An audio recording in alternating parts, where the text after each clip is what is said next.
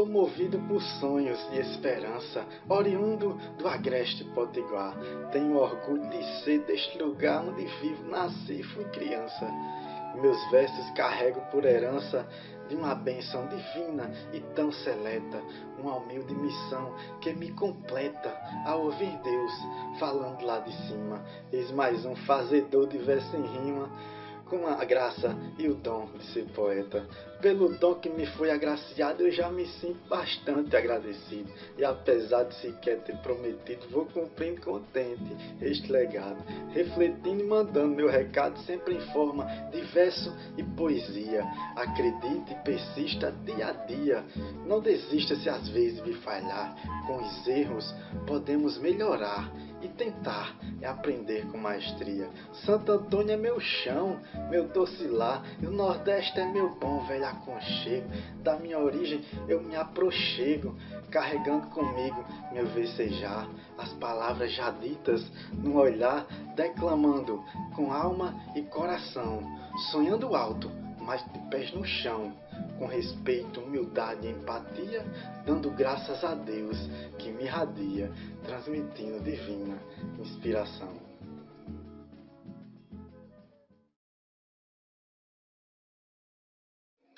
E aí, meu povo, eu me chamo Teodomiro Acioli da Silva Neto, conhecido artisticamente como poeta Teo Neto, nome carrega em homenagem ao meu avô. Sou natural de Santo Antônio do Salto da Onça, aqui do Rio Grande do Norte, terrinha querida que tem um carinho imenso, terra do nosso saudoso e eterno mestre Chechel, para mim um dos maiores cordelistas não só do Brasil, mas do mundo, e disparado uma das maiores referências nessa minha caminhada poética, E aqui em Santo Antônio é uma terrinha abençoada também em termos de poesia, onde nosso mestre Chechel deixou um grande legado.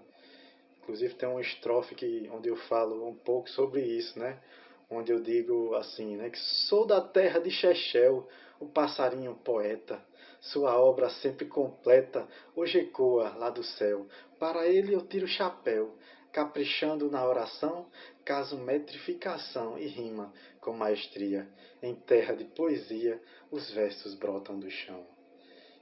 Isso representa bastante, esse carinho, essa paixão que eu tenho pela poesia e por esta terrinha abençoada, E eu, além de poeta e cordelista, sou técnico em administração e terminei uma graduação agora no final de 2020, em serviço social.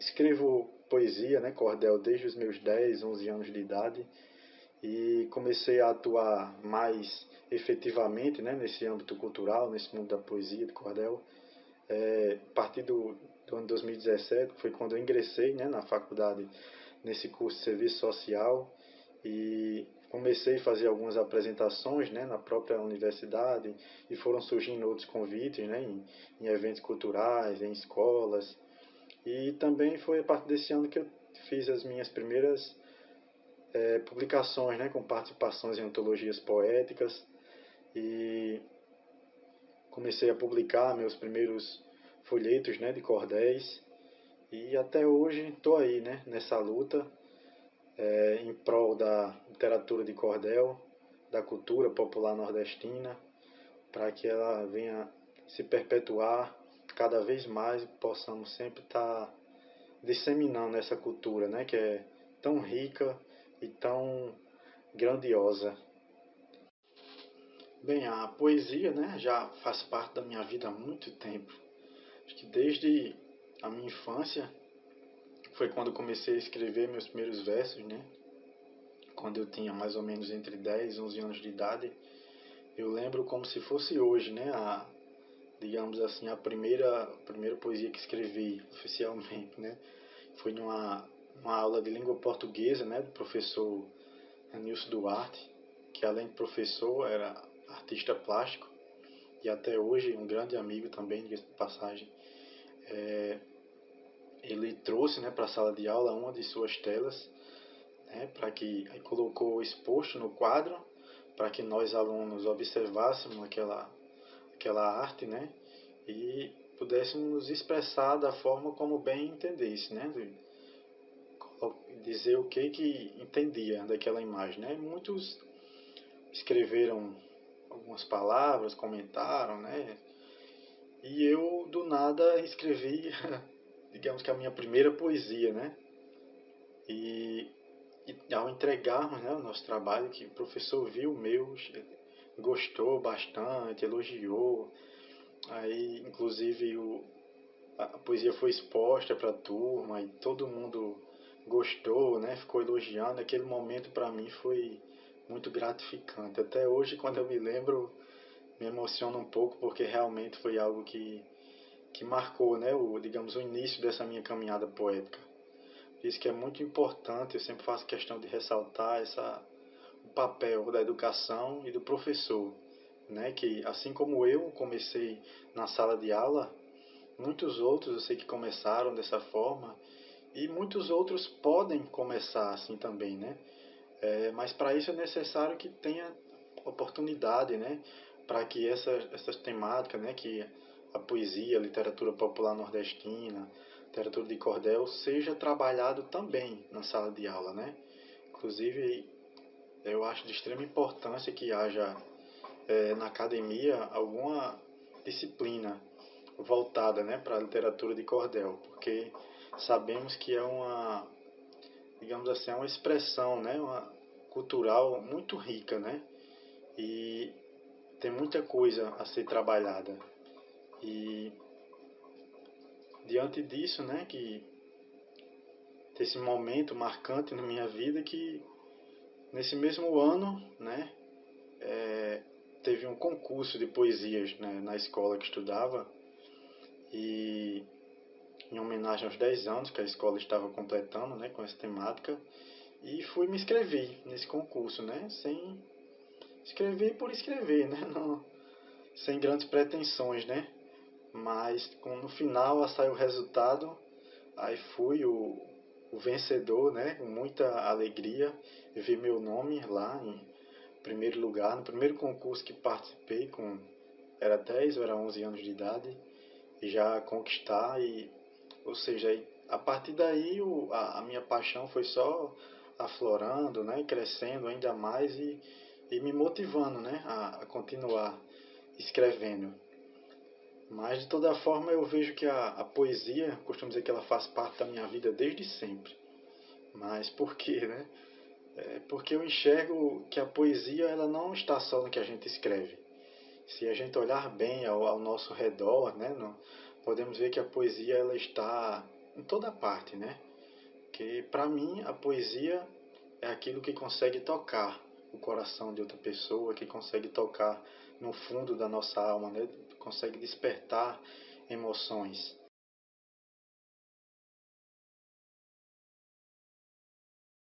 O que é literatura de cordel? Essa é uma pergunta que a gente acaba ouvindo muito, né? E sempre nos deparamos, né? Seja participando de eventos ou uma roda de conversa entre amigos, né? A gente sempre acaba discutindo sobre isso, né? O que é literatura de cordel. E a literatura de cordel, ela nada mais é que uma modalidade de escrita, né? E uma expressão cultural que ela é típica daqui, né? Do nosso Nordeste brasileiro. Além disso, ela é uma manifestação artística e muito rica, diga-se de passagem. E, de modo geral, é um texto poético. Porém, esse texto poético, né, para que seja considerado cordel, ele deve seguir à risca, né, algumas regras, né, que temos 3 pilares que sustentam essa base da literatura de cordel, que é a métrica, a rima e a oração. Isso levando em consideração também, né, que o cordel, desde a sua origem, né, ele foi escrito, né, geralmente para ser declamado ou cantado. Por isso que sempre na forma como ele é escrito, seguindo essas questões essas suas regras de métrica, é, vai fica bem nítido essa questão da musicalidade quando se está declamando, quando se está cantando, né? E isso é o que torna a literatura de cordel tão rica, né? E outro ponto importante que é válido ressaltar é a gente diferenciar, né, a poesia do cordel. Que eu tenho um amigo poeta que uma vez me disse isso e eu gravei isso na mente. Onde ele disse que todo cordel é poesia, mas nem toda poesia é cordel, né? Justamente por isso, porque o cordel tem regras a serem seguidas para que sejam consideradas cordel.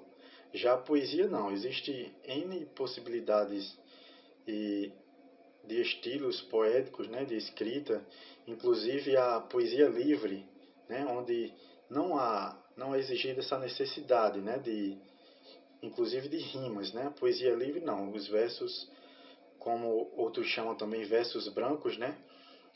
Dá essa possibilidade de você escrever, como o próprio nome diz, né? Com mais liberdade, né? Sem se prender tanto às regras como exige a literatura de cordel.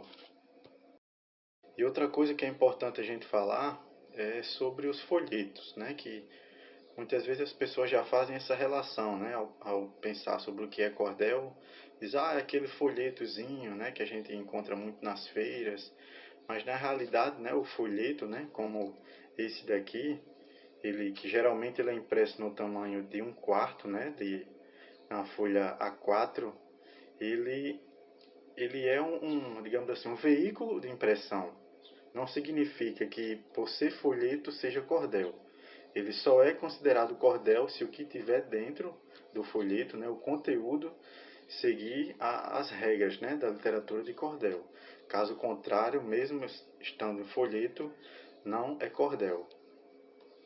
E sobre outra coisa que eu falei, né, onde eu disse que a literatura de cordel ela é típica daqui do nosso Nordeste brasileiro, é justamente por isso, porque foi aqui, né, no Nordeste, que começou a ser impresso, né, os folhetos, né, só que seguindo justamente todas as regras, né, conforme a gente viu, já falei previamente aqui, né, as questões de métrica, de rima, oração, e vou falar um pouco mais à frente, né, tentar dar uma esmiuçada em cada um.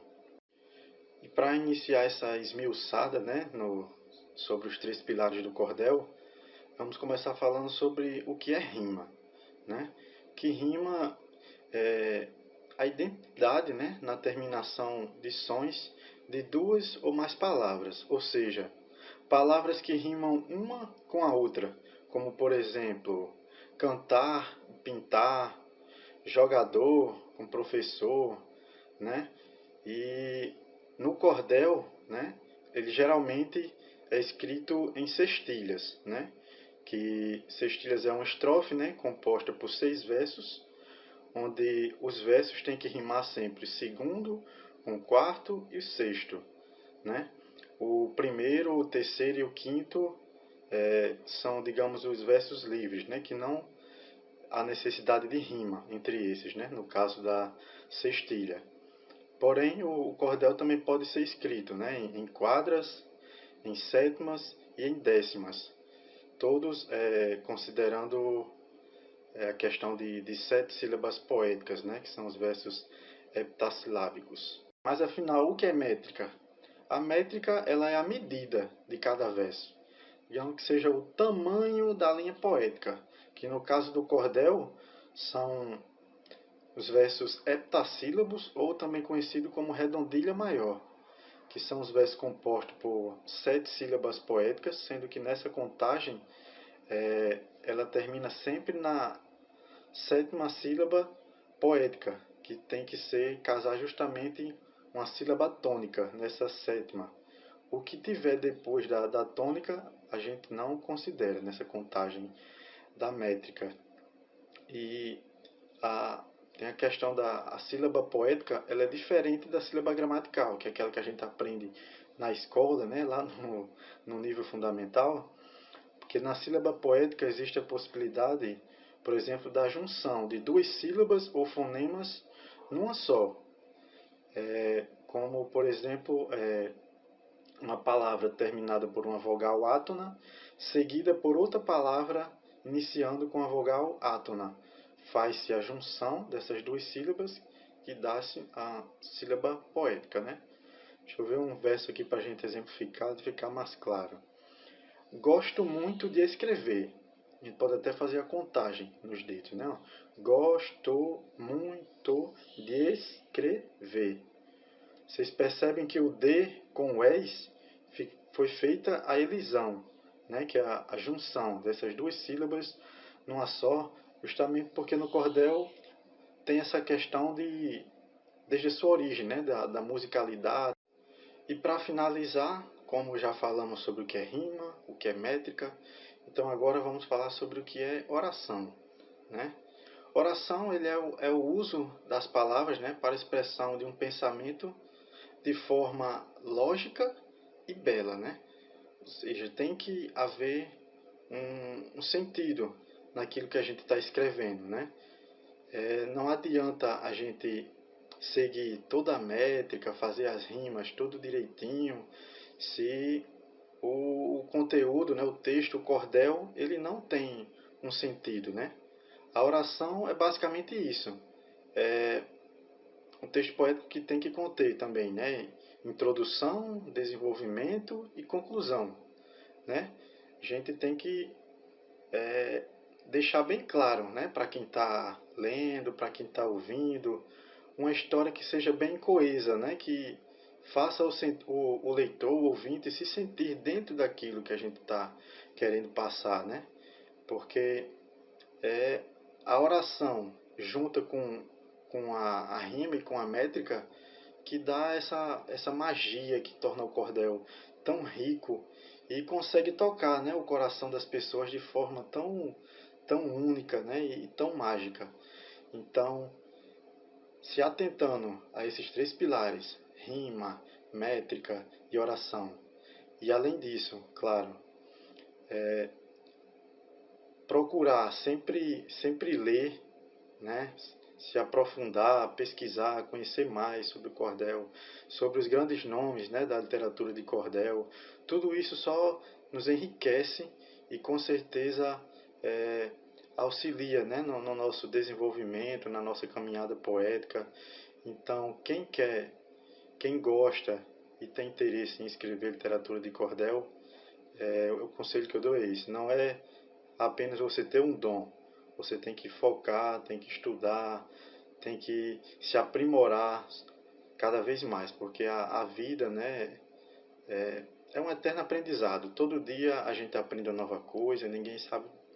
Não existe essa pessoa que diga eu sei de tudo. Se disser, está totalmente enganada. Então, é isso. Focar nesses três pilares, estudar, ler, pesquisar e seguir em frente para a gente continuar disseminando essa expressão cultural tão rica e tão bela.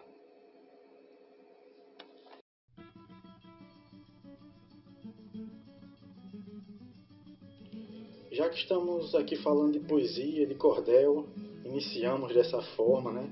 E nada melhor que encerrar, né? Com poesia popular nordestina, com literatura de cordel. E para isso eu gostaria de recitar um cordel que eu escrevi recentemente, né? No ano passado, onde estávamos, né? Nesse período de pandemia, na realidade ainda estamos, né? Mas estava em casa, né, respeitando essa questão do distanciamento social, né, refletindo, né, sobre toda essa conjuntura, né, que estávamos inseridos, né, mesmo durante o pico, né, da pandemia, e me veio um mote, né, na mente, né, na cabeça. Nesse mote dizia assim, né, no mundo pós-pandemia toda vida tem valor. Aí eu em casa eu comecei a pensar nesse mote e tal, que ficou martelando aí. Escrevi, né, alguns versos, né, de onde eu intitulei esse cordel Toda Vida Tem Valor, onde eu digo assim: outro dia demorei para conseguir dormir, já deitado a refletir, mas certa hora apaguei. Foi quando então eu sonhei um tempo libertador. Lá do alto, um escritor, num belo mote, dizia: No mundo pós-pandemia, toda vida tem valor. Quando ele então me chamou, ficamos a prosear. Nem vi o tempo passar, tão bom o papo ficou. A conversa me inspirou. Pedi licença ao Senhor. Permita-me, por favor, pois seu mote glosaria. No mundo pós-pandemia, toda vida tem valor. Refletindo esse momento, sonhando dias melhores, por maiores ou menores, seja qual for o tormento, lutando sempre a contento, sendo o próprio construtor de um mundo transformador e evoluto a cada dia. No mundo pós-pandemia, toda vida tem valor. Após tanto sofrimento, tanto medo, tanta dor, vimos que ódio e rancor não nos traz contentamento. Foi preciso o isolamento para entender que o amor faz do homem acolhedor e da terra harmonia. No mundo pós-pandemia, toda vida tem valor. Foi preciso recuar para seguir adiante. Afinal, ficar distante fez tudo se aproximar. Um universo exemplar desabrochou como flor. Um sol de luz e calor aquecendo esta utopia. No mundo pós-pandemia, toda vida tem valor. As pessoas se ajudando, buscando fazer o bem, sem divulgar para ninguém. O mundo foi se ajeitando, crianças livres brincando, não havia mais temor. Feito obra do Criador, na terra era só alegria. No mundo pós-pandemia, toda vida tem valor. Com menos desigualdade, instinto de preconceito. Um mundo quase perfeito, sem corrupção, vaidade. Uma nova sociedade com mais respeito e amor. Tudo se faz promissor, onde reina a empatia. No mundo pós-pandemia, toda vida tem valor. Quando então venho acordar deste sonho extasiante, permaneço confiante que logo isso vai passar. Basta ouvir Deus falar, como Ele ouve o seu clamor. Toda a vida tem valor, o homem que não entendia, pois a cura já existia no seu próprio interior. Poeta Theo Neto. Forte abraço a todos.